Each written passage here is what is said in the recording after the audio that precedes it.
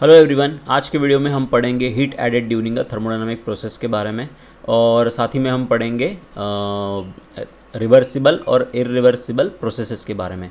तो सबसे पहला टॉपिक है हमारा heat added during a thermodynamic process. तो जब हम हीट ऐड करेंगे किसी थर्मोडायनामिक प्रोसेस के दौरान तो क्या होगा, okay, what will happen if we add the heat in during a thermodynamic process, then what will happen to the system, okay, that we are going to study in this topic, okay। तो सबसे पहले क्या क्या दिया हुआ है इस red box में दिया हुआ है हमें, जो कि इंपॉर्टेंट स्टेटमेंट है कि थर्मोडायनामिक स्टेट जो है हमारे सिस्टम की वो चेंज हो जाती है जब आप उसमें हीट ऐड करते हो, ओके।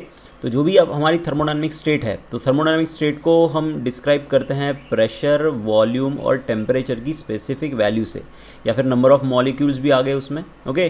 तो प्रेशर, वॉल्यूम, टेम्परेचर और number of molecules, okay. Number of molecules के लिए हम कैपिटल एन यूज़ करेंगे, ओके। तो इन सारे जो भी ये हमारे पैरामीटर्स है, फिजिकल पैरामीटर या फिर फिजिकल क्वांटिटी, इनकी वैल्यूज़ से हम हमारे सिस्टम की थर्मोडायनामिक स्टेट को डिफाइन करते हैं।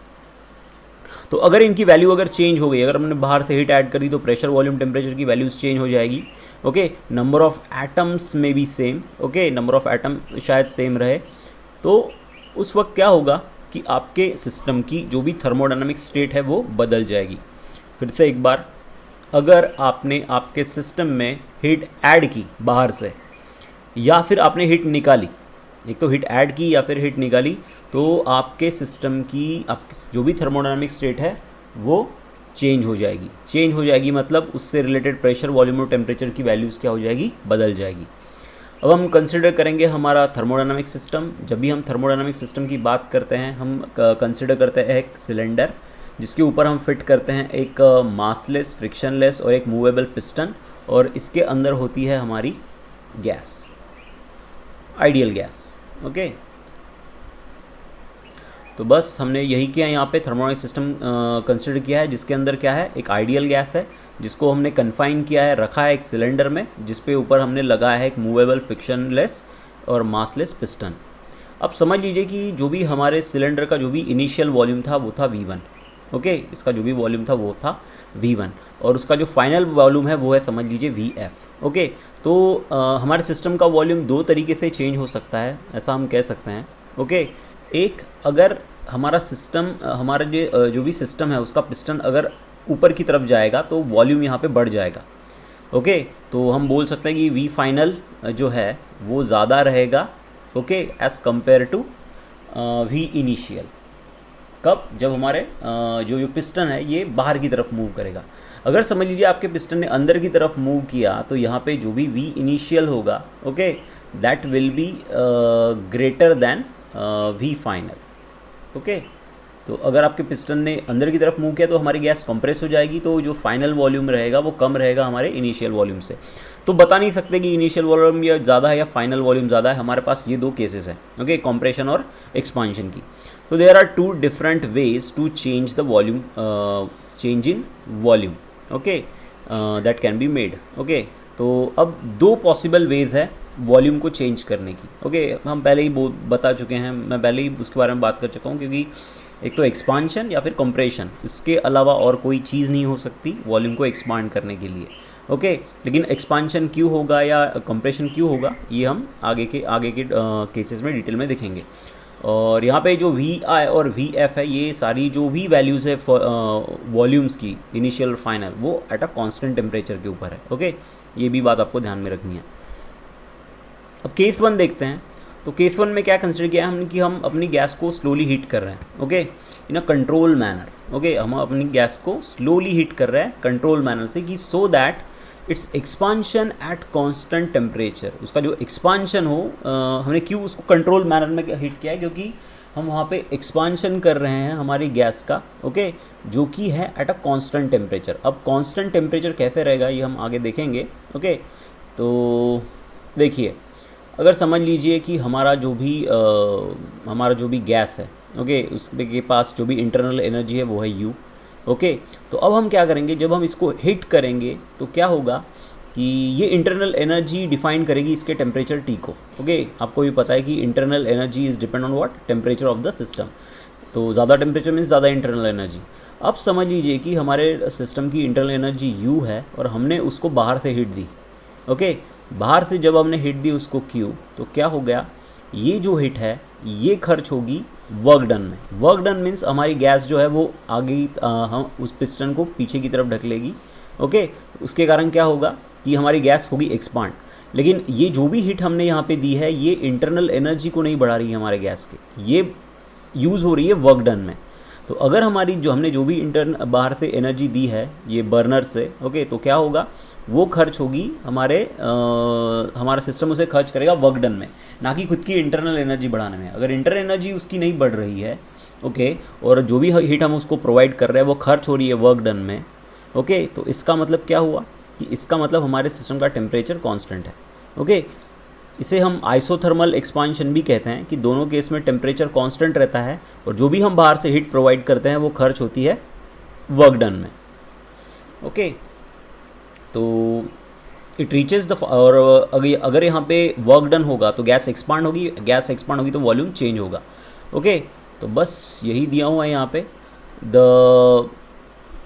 It reaches the final volume VF। शुरुआत में वॉल्यूम समझ लीजिए VI था वॉल्यूम। अब हीट करने के बाद कांस्टेंट टेम्परेचर के साथ जो भी हमारे सिस्टम का जो भी वॉल्यूम है वो होगा VF। The system absorb the finite amount of heat during this process. तो हमारा सिस्टम क्या करेगा, फाइनाइट अमाउंट ऑफ हीट क्या करेगा, एब्जॉर्ब करेगा इस प्रोसेस के टाइम। ओके, तो ये हो गया isothermal expansion of gas. Okay, burner supply heat. Okay, system does work on the piston. Okay, तो क्या हो रहा है यहाँ पे, जो भी हीट हम बाहर से प्रोवाइड कर रहे हैं वो खर्च हो रही है वर्क डन में, ना कि इंटरनल एनर्जी बढ़ाने में। ओके, दोनों तरफ आप देख सकते हैं यहाँ पे टेम्परेचर 300 केल्विन लिया हुआ है। ओके, तो ये हो गया पहला तरीका, ओके, वॉल्यूम को चेंज करने का। अब दूसरा तरीका है, हम दूसरी केस में देखेंगे। The gas cylinder is now surrounded with an insulating material. अब हमको क्या करना है, हमारे गैस सिलेंडर को, जो भी हमारा सिलेंडर है उसे एक इंसुलेटिंग मटेरियल से कवर करना है। ओके, और उसके अंदर जो भी उसको डिवाइड करना है हमको दो कंपोनेंट्स में। Okay, bye thin breakable partition. Okay, आप देख सकते हैं यहाँ पे कि ये हमारी गैस है, समझ लीजिए। ओके, हमारी गैस इस वक्त यहाँ है, यू कैन सी दैट हमारी गैस इस वक्त, ये जो ब्लैक पोर्शन है यहाँ पे हमारी गैस है। VI is initial volume. Okay, और VI डैश जो है वहाँ पे गैस नहीं है, मतलब वहाँ पे बचा है पूरा वैक्यूम। और ये जो आप बीच में ये जो भी लेयर देख रहे हैं ये एक थिन लेयर है जो इन दो रीजन्स को अलग करती है, वैक्यूम को और हमारे इस गैस को। ओके, तो ये जो थिन लेयर है, ये थिन पार्टीशन है। ओके, पार्टीशन मीन्स सेपरेट करने वाला। तो ये थिन है और ब्रेकेबल है, हम इसे ब्रेक कर सकते हैं। ओके, और जो भी हमारा जो सिस्टम है, हमारी जो भी गैस है उसको हमने रखा है एक इंसुलेटेड एनवायरनमेंट में, मतलब ना कि एनर्जी हमारे सिस्टम से बाहर जाएगी। ओके, ना ही बाहर से एनर्जी अंदर आएगी। ओके, या फिर मैटर अंदर से बाहर की तरफ जाएगा, ना ही बाहर से मैटर अंदर की तरफ आए। तो एक तरीके से पूरा का पूरा ये आइसोलेटेड सिस्टम है। ओके, हम ऑलरेडी इसके बारे में पढ़ चुके हैं। ओके, अब देखते हैं the compartment X has a volume VI and the compartment Y has volume VI dash। तो ये जो X कंपार्टमेंट है उसका वॉल्यूम है VI और जो Y कंपार्टमेंट है उसका वॉल्यूम है VI, उसका वॉल्यूम है VI डैश। ओके, तो so that VI plus VI dash is equals to VF। तो अगर जब हम इस पार्टीशन को ब्रेक कर देंगे तो जो भी फाइनल वॉल्यूम होगा वो आएगा कुछ इस तरीके से, VI is equals to VI plus VI dash. दोनों केस में आप देख सकते हैं कि यहाँ पे वॉल्यूम कम था, यहाँ पे वॉल्यूम बढ़ गया है। ओके, गैस एक्सपांड हो गई है, गैस एक्सपांड हो गई है। ओके, वैक्यूम वाले रीजन में तो हमारी गैस फैल गई पूरी तरफ। ओके, तो गैस पूरी तरफ फैल गई मीन्स जो सेकंड केस है, हमारी कंडीशन है, यहाँ पे जो वॉल्यूम है वो कैसा है, हमारी गैस का ज़्यादा है। ओके, तो वो वॉल्यूम हो गया VF is equals to VI plus VI dash. The compartment X of the cylinder is filled with the same amount of gas at the same temperature as that of in the first case.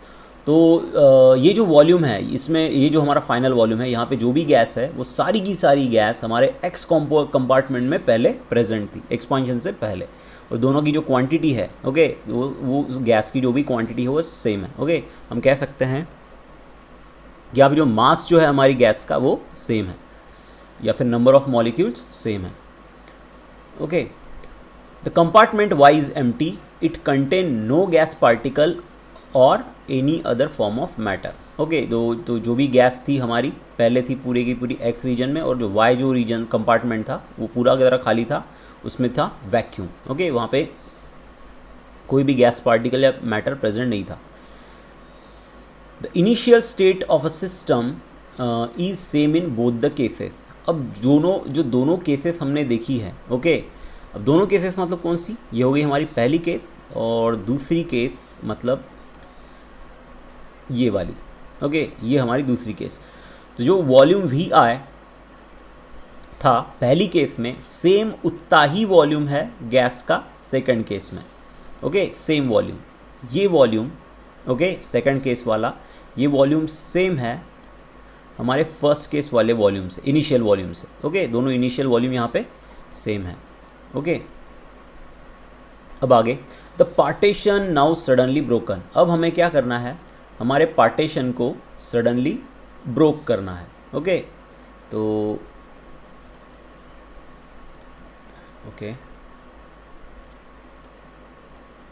Okay, तो हमें क्या करना है, हमारे partition को, हमारा जो partition है वो सडनली ब्रोक हो गया, वो टूट गया।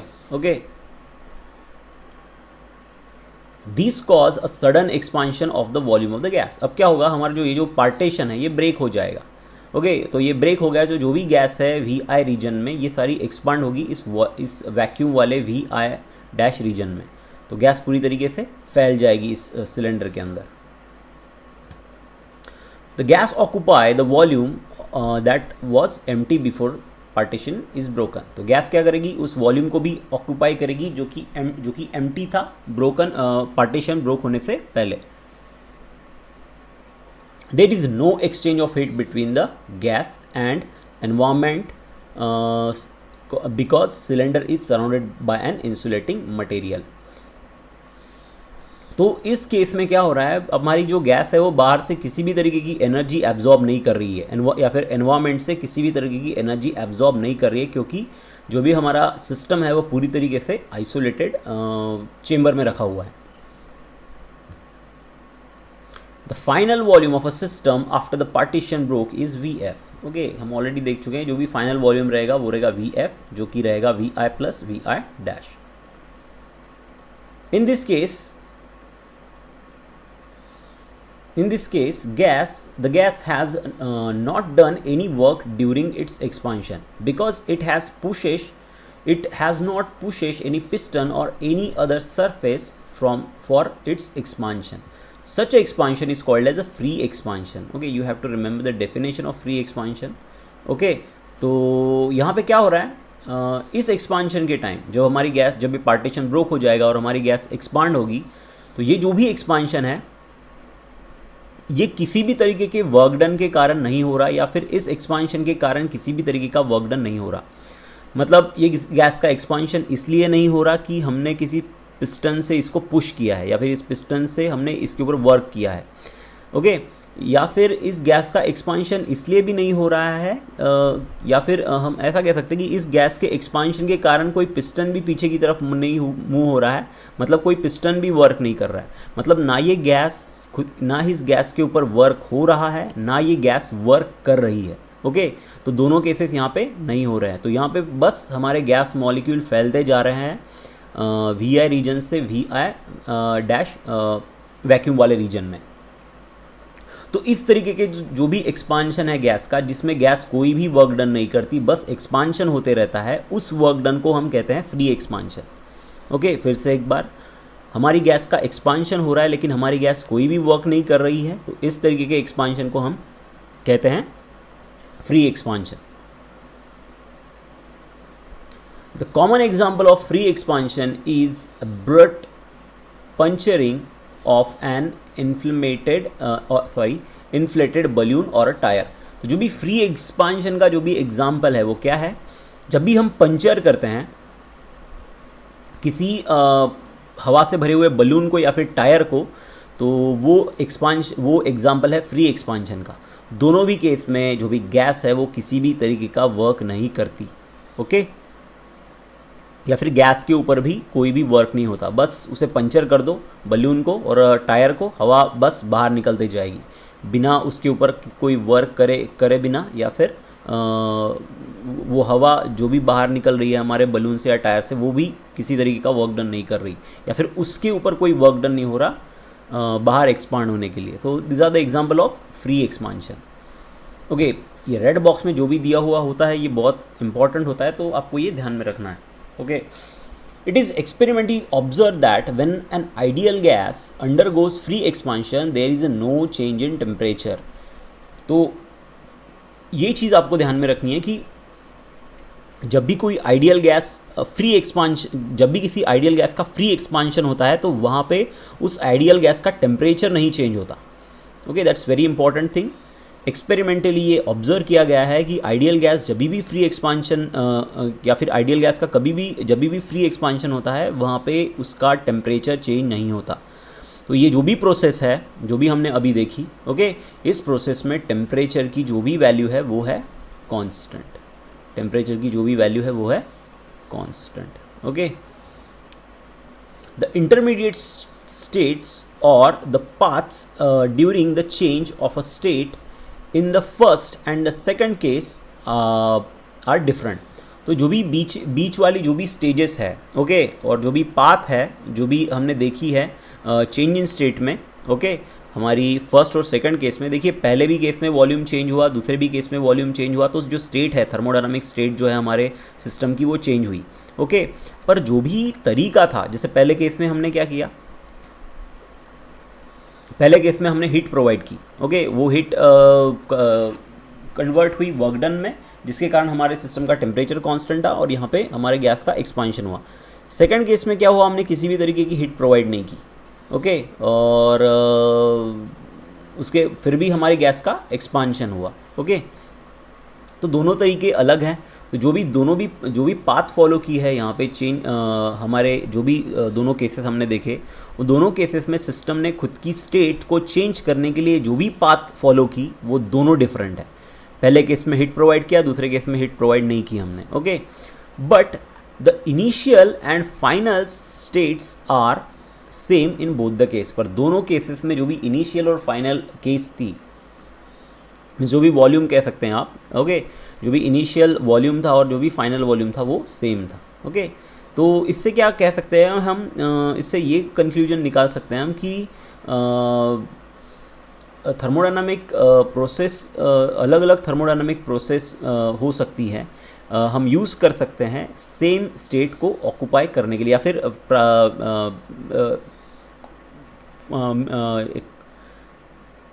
हम कह सकते हैं कि हम डिफरेंट प्रोसेस को फॉलो कर सकते हैं, ओके, सेम थर्मोडायनामिक स्टेट को ऑब्टेन करने के लिए, उसको पाने के लिए, ओके। तो that's given in this statement, okay. In first case there is a exchange of heat, पहले केस में एक्सचेंज ऑफ हीट हुआ, सेकंड केस में there is a no exchange of heat, दूसरे केस में एक्सचेंज ऑफ हीट नहीं हुआ। और यहाँ पे जो सिस्टम ने जो भी वर्क डन, पहले केस में सिस्टम ने वर्क डन किया, ओके, और सेकंड केस में वर्क डन नहीं था, okay, at all, because there is a no displacement of piston और एनी ऑफ द सरफेस। तो जो सेकंड केस थी हमारी, उस केस में क्या हुआ कि वहाँ पे किसी भी तरीके का वर्क डन नहीं हुआ, क्योंकि वहाँ पे पिस्टन का डिस्प्लेसमेंट ही नहीं हुआ, ओके। फर्स्ट केस में पिस्टन का डिस्प्लेसमेंट हुआ तो वहाँ पे वर्क डन हमें देखने को मिला, सेकंड केस में नहीं, ओके। सेकंड केस में किसी भी तरीके का कोई पिस्टन था ही नहीं, तो उसका मूवमेंट हुआ नहीं, उसका डिस्प्लेसमेंट नहीं हुआ, तो वहाँ पे कोई वर्क डन नहीं हुआ। तो इससे हम यही कंक्लूजन निकाल सकते हैं, मैं आपको पहले ही बता चुका हूँ कि हीट ट्रांसफ़र जो है सिस्टम में, okay, that also depends on the path. तो ये पाथ के ऊपर भी निर्भर करता है। पहले केस में हीट ट्रांसफ़र हुई, ओके, दूसरे केस में हीट ट्रांसफ़र नहीं हुई, ओके। दोनों भी केस में जो भी हीट ट्रांसफ़र था, ओके, वो पहले केस में हुआ, ओके, दूसरे केस में नहीं हुआ। और इसका मतलब ये हुआ कि जो भी हीट ट्रांसफ़र है वो हमारे सिस्टम पे निर्भर करता है कि वो किस पाथ से अपनी स्टेट को चेंज करता है। फिर से एक बार, heat transfer of the system depend करता है पाथ के ऊपर, ओके। और पाथ जो है, कौन सी पाथ की बात कर रहे हैं? जिस पाथ से हमारे सिस्टम ने खुद की स्टेट चेंज की। दोनों केस में इनिशियल और फाइनल स्टेट सेम थी, ओके। दोनों केस में गैस का फाइनल और इनिशियल वॉल्यूम सेम था, पर जो पाथ उन्होंने फॉलो की वो अलग थी। पहले केस में हमने हीट प्रोवाइड की, दूसरे केस में हमने हीट प्रोवाइड नहीं की, ओके। तो पहले केस में हीट प्रोवाइड हुई, मतलब हीट आई सिस्टम में और निकल गई वर्क डन के इसमें। दूसरे केस में हीट ना आई ना बाहर गई, ओके। तो जो भी हीट ट्रांसफ़र है सिस्टम का वो निर्भर करता है पाथ के ऊपर, okay. So that is very important conclusion we are derive from the this topic, okay. अब नेक्स्ट है classification of thermodynamic process, okay. So thermodynamic process के बारे में देखेंगे हम। तो A thermodynamic state can be described by the state variable of system like pressure, volume and temperature। तो ये सब हमें पता ही है कि जो भी हमारा थर्मोडायनामिक सिस्टम है उसकी स्टेट को हम डिस्क्राइब करते हैं किससे? प्रेशर से, वॉल्यूम से और टेम्परेचर की वैल्यूज से, ओके। अलग अलग प्रेशर, टेम्परेचर और वॉल्यूम की अलग अलग वैल्यूज़ है तो स्टेट भी अलग अलग होंगी, ओके। तो A process by which two or more state variable can be changed is called as thermodynamic process। तो ऐसी प्रोसेस जहाँ पे दो या दो से ज़्यादा स्टेट वेरिएबल्स, मतलब प्रेशर ले लीजिए या वॉल्यूम ले लीजिए या टेम्परेचर ले लीजिए या प्रेशर वॉल्यूम ले लीजिए, ओके, या फिर वॉल्यूम टेम्परेचर ले लीजिए, ओके। तो ये वेरिएबल्स अगर चेंज होते हैं किसी प्रोसेस में, ओके, दो या दो से ज़्यादा जो भी वेरिएबल हमारी गैस से, हमारे सिस्टम से रिलेटेड हैं, ओके, वो अगर चेंज होते हैं किसी प्रोसेस में तो उसे ही हम थर्मोडायनामिक प्रोसेस कहते हैं। थर्मोडायनामिक प्रोसेस क्या है? थर्मोडायनामिक प्रोसेस ऐसी प्रोसेस है जिसमें जो भी हमारे स्टेट वेरिएबल्स हैं, okay, pressure, volume and temperature, दो या दो से ज़्यादा, उनकी वैल्यूज़ क्या होती है? चेंज होती है। तो ऐसी प्रोसेसेस को हम थर्मोडायनामिक प्रोसेस कहते हैं। तो इस तरीके की दो थर्मोडायनामिक हमें प्रोसेस तो काफ़ी सारी देखनी है, ओके। दो तीन प्रोसेस और है इसके अलावा, पर जो इम्पॉर्टेंट प्रोसेसेस का जो डिस्ट्रीब्यूशन है, जैसे इरिवर्सिबल और रिवर्सिबल, ये काफ़ी इंपॉर्टेंट है। तो सबसे पहले देखेंगे हम इरिवर्सिबल प्रोसेस। तो इरिवर्सिबल प्रोसेस का मतलब क्या होता है? ऐसी प्रोसेस जिसमें अपना सिस्टम जो भी उसकी ओरिजिनल स्टेट थी, पुरानी वाली इनिशियल स्टेट, उसको रीगेन नहीं करता, okay. The process in which system do not restore और regain its original state, such a process is called as irreversible process, okay. उसे हम इरिवर्सिबल प्रोसेस कहते हैं। फिर से एक बार, ऐसी प्रोसेस जिसमें सिस्टम अपनी इनिशियल स्टेट को फिर से रीगेन नहीं करता, ओके, ऐसी प्रोसेस को हम इरिवर्सिबल प्रोसेस कहते हैं, ओके। तो इसका एग्जाम्पल क्या हुआ, अब उसके एग्जाम्पल देखते हैं हम। तो समझ लीजिए हमने दो ऑब्जेक्ट कंसीडर किए, दोनों ऑब्जेक्ट है डिफरेंट टेम्परेचर पर, ओके। दोनों भी हमारे जो ऑब्जेक्ट हैं वो है डिफरेंट टेम्परेचर पर, ओके। और उन दोनों को हमने एक दूसरे के कांटेक्ट में ला लिया। ये पहला ऑब्जेक्ट हो गया, ये दूसरा ऑब्जेक्ट हो गया, ओके। एक है इसमें से हॉटर ऑब्जेक्ट, ओके, और दूसरा है हमारा कूलर ऑब्जेक्ट। दोनों को एक दूसरे के कांटेक्ट में ला लिया तो क्या होगा? ये दोनों टेम्परेचर एक्सचेंज करेंगे, हीट एनर्जी एक्सचेंज करेंगे, नॉट टेम्परेचर, वो हीट एनर्जी एक्सचेंज करेंगे, ओके। तो थोड़ी देर बाद क्या होगा, आपका ये जो हॉट बॉडी और कूल बॉडी है, इन दोनों के टेम्परेचर कुछ देर बाद सेम हो जाएंगे, ओके। और आपकी जो हॉटर बॉडी है वो फिर से ना हॉट होगी और जो आपकी जो कोल्डर बॉडी थी वो फिर से ना कोल्ड होगी। तो यहाँ पे क्या हो रहा है कि जो इनिशियल स्टेट थी हमारे सिस्टम की, जिसमें जो पहली बॉडी थी हमारी वो हॉट थी और दूसरी बॉडी कोल्ड थी, ओके। तो पहली बॉडी हॉट थी, ओके, पहली बॉडी हॉट थी हमारी और दूसरी बॉडी थी वो कोल्ड थी। लेकिन कुछ देर पास होने के बाद दोनों बॉडीज़ ने थर्मल इक्विलिब्रियम अटेन कर लिया, दोनों ने टेम्परेचर हीट एनर्जी एक्सचेंज की और दोनों का टेम्परेचर सेम हो गया। अब जो भी आपकी फाइनल स्टेट है, जो फाइनल स्टेट में क्या होगा, दोनों का टेम्परेचर सेम रहेगा, ना आपकी हॉटर बॉडी हॉट रहेगी ज़्यादा, ओके, ना कूलर बॉडी कोल्ड रहेगी, ओके। तो अब सिंपल सी बात है, यहाँ पर आपकी हॉटर बॉडी फिर से हॉट नहीं हो सकती, ओके, और आपकी जो कोल्डर बॉडी है वो फिर से कोल्ड नहीं हो सकती, ओके। तो इसका मतलब क्या हुआ, जो इनिशियल स्टेट थी वो हमें फिर से नहीं मिल सकती, ओके, जो इनिशियल स्टेट थी वो हमें फिर से नहीं मिल सकती। तो ये जो प्रोसेस है यहाँ पर, ओके, ये यहाँ पे इरिवर्सिबल प्रोसेस है, ओके। नेक्स्ट एग्जांपल देखते हैं हम।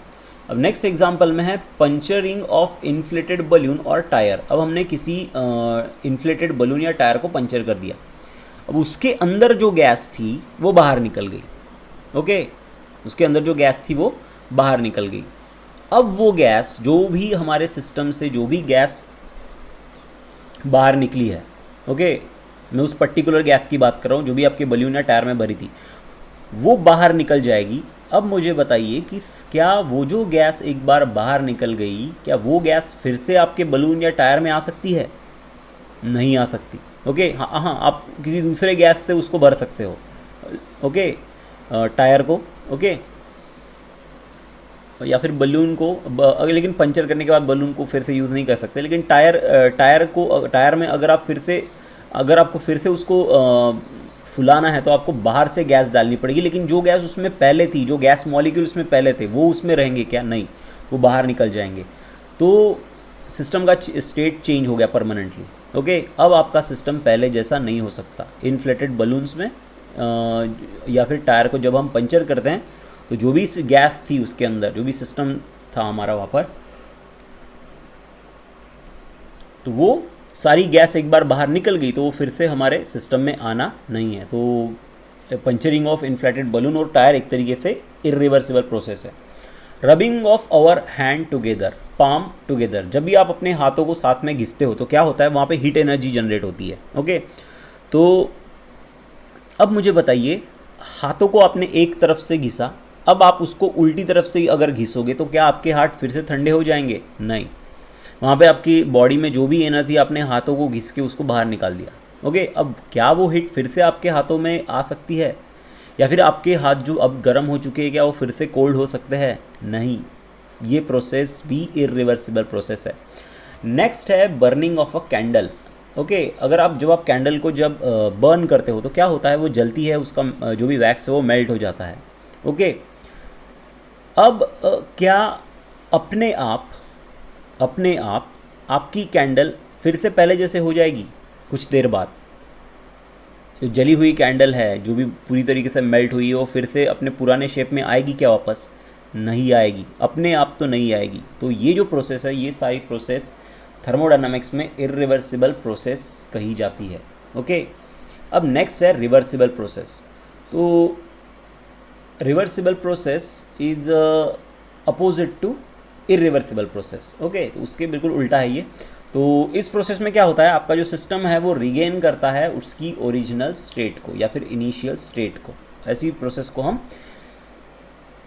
रिवर्सिबल प्रोसेस कहते हैं, ओके। तो इसके एग्जाम्पल तो काफ़ी कम है, आपको आइडियल रिवर्सिबल प्रोसेस इस दुनिया में देखने को नहीं मिलेगी, ओके। तो देखते हैं। तो some process such as melting of ice, freezing of water, boiling of water, condensation of steam can be reversible thermodynamic process. तो यहाँ पे क्या बोला है कि जो भी हमारा मेल्टिंग ऑफ आइस है, आइस मेल्ट हो गया, आप फिर से उसको आइस में कन्वर्ट कर सकते हो ठंडा करके। फ्रीजिंग ऑफ वाटर है, वाटर फ्रीज हो गया, ओके, उसको आप फिर से वाटर में कन्वर्ट कर सकते हो। बॉइलिंग ऑफ वाटर हो गया, वाटर को बॉईल किया आपने, ओके, उसके बाद वो ठंडा हो गया, तो दैट पहले ठंडा था, फिर बॉईल किया, फिर से ठंडा हो गया, okay, initial state is achieve. Condensation of steam, तो पहले आपने पानी को गर्म किया, ओके, तो पानी पहले लिक्विड स्टेट में था, फिर उसको आपने कंडेंस किया, ओके, वो फिर से कन्वर्ट हुआ पानी में, तो पहले पानी था, फिर से पानी मिल गया, ओके। तो ये सारी प्रोसेसेस को हम रिवर्सिबल थर्मोडायनामिक प्रोसेस बोल सकते हैं, ओके, दैट्स इट, ओके। तो ये हो गई हमारी रिवर्सिबल और इरिवर्सिबल प्रोसेस के एग्जाम्पल्स, ओके। तो इस वीडियो में हमने देखा सबसे पहले कि कि जब हम हीट ऐड करते हैं अपने थर्मोडायनेमिक सिस्टम में तो उसके ऊपर कैसे चेंजेस होते हैं, उसका वॉल्यूम किस तरीके से चेंज होता है। और इससे हमने कंक्लूजन निकाला कि जो भी हम हीट ट्रांसफ़र होती है हमारे सिस्टम में वो डिपेंड करती है पाथ के ऊपर। ओके, और उसके बाद हमने क्लासिफिकेशन ऑफ थर्मोडायनेमिक सिस्टम की शुरुआत की, जिसमें हमने इरिवर्सिबल प्रोसेस और रिवर्सिबल प्रोसेस के बारे में पढ़ा। रिवर्सिबल और इरिवर्सिबल प्रोसेस के बारे में नेक्स्ट लेक्चर में हम और थोड़ा पढ़ेंगे। ओके, तो that's it for today. Thank you.